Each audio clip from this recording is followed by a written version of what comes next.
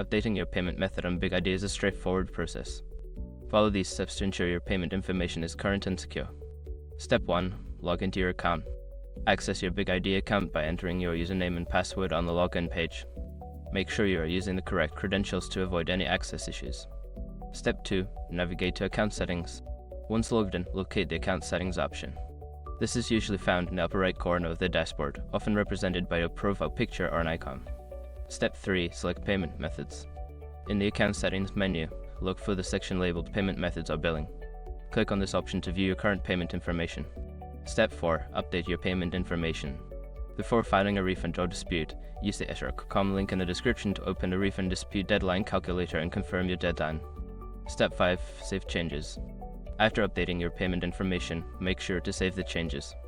Look for a Save or Update button at the bottom of the page and click it to confirm your new payment method. By following these steps, you can easily update your payment method on BigID.